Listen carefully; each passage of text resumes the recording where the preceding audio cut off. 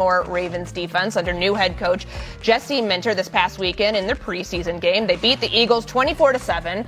The Ravens D held Philly to only 6 first downs all game. The Eagles punted on 8 of 9 drives, not including a 2-play drive to end the first half.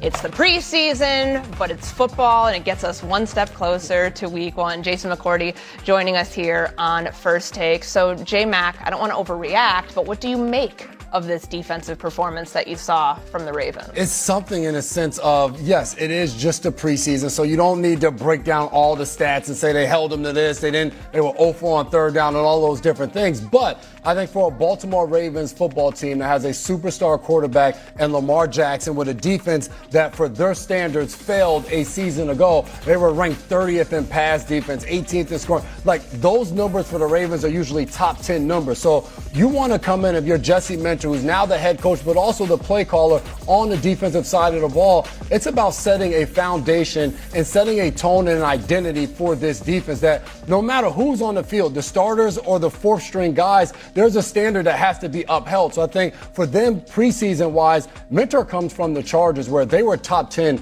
in damn near every stat. Yeah. That's the expectation for a Baltimore Ravens defense. And I think you set that tone when you go out there for the first time for anybody to see a Jesse Minter-led defense in the purple for it to look like that, and they dominated in that game. Kenny, is it something or is it nothing?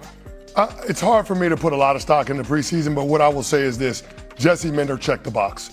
And that's what you want to see from a coaching, game day operations standpoint, from an identity that you want to see them work toward and build.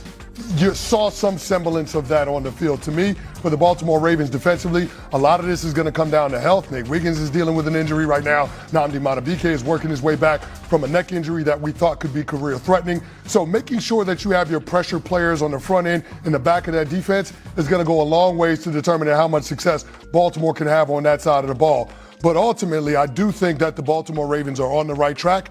I don't put a lot of stock in the preseason, as we mentioned before, and especially this time in the calendar because the defense is typically ahead of the offense, especially when you look at the Philadelphia Eagles. They're installing a whole new system under new coordinator Sean Mannion, so there are new learnings there.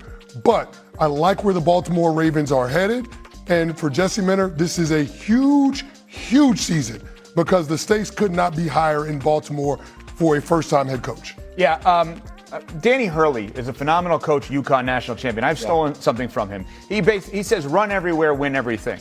So they did that. They ran everywhere and they won everything. Like, that's great. Like, play well at all times. This was nothing. That was a setup to say this was nothing, and I'm going to tell you why it's nothing. Let's connect some dots here. Jesse Minter, why is he the coach of the Baltimore Ravens and not John Harbaugh? I believe that they looked at the Seattle Seahawks and said, that looks familiar. What is that? Oh, that's the guy that was here previously in Mike Macdonald. Mm-hmm. He's young, he's aggressive, he's a phenomenal defensive coach. We let him walk out the door. We can't do that again. And the again part is Jesse Minter, who worked for both Harbaughs, who was in Baltimore, who was then in LA with the Chargers, and he looked and coached like the guy that just won the Super Bowl. And they thought it was time. And they love him because of the fact that he coaches great defensively. So when the Baltimore Ravens look great on defense, that is why a guy who was the coach of their team for 17, 18 years, and John Harbaugh, is no longer there, and this guy is. They want to look like the Super Bowl champion Seattle Seahawks. So when they look good on defense, that's what I expect them to do. So this was nothing for me. I'm sorry. Yeah, I agree with you that it's nothing. I will push back on why John Harbaugh is no longer there. I understand that there is the Mike Macdonald connectivity that everybody's excited about. They call him the Sean McVay on the defensive side of the ball, and you want to get your share of that. But the reality is John Harbaugh is not in Baltimore because the organization believes that he underachieved when you have a future Hall of Famer at quarterback in Lamar Jackson. And let's be honest, folks, when you got 2 MVPs, that's a guaranteed gold jacket at the end of your career. 5 years from when he hangs him up, he's going to be walking in Canton. Yet you're not talking about them being able to get to the Super Bowl and only one time in the conference championship.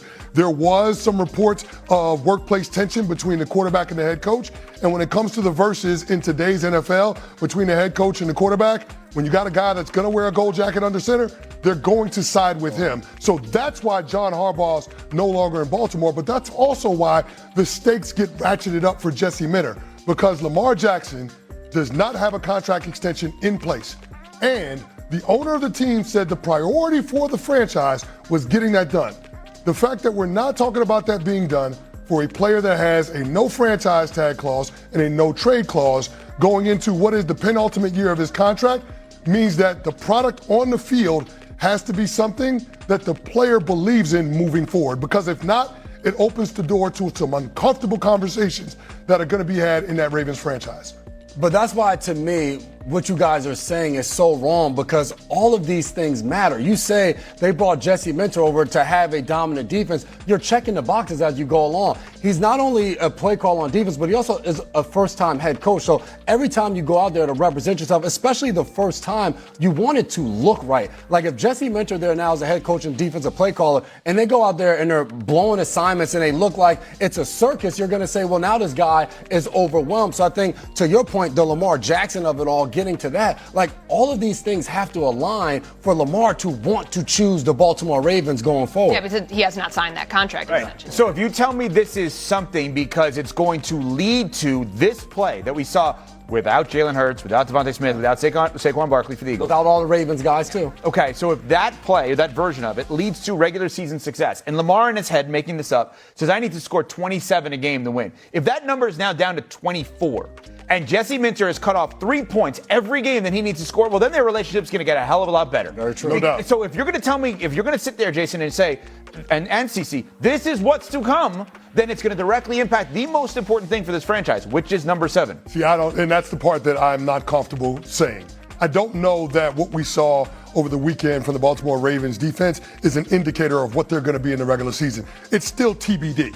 So that's why I think it's a nothing burger. For sure, but it's just, I'm not saying it's the greatest thing ever. Like, I'm not trying to overreact to one preseason game, but it's a step in the right direction. For sure. As you said, checks the box, and that's all you're supposed to do in the preseason. Get in, get out of there, check the box, move on to the next week. And don't embarrass yourself like the Atlanta Falcons. Yeah, don't do that.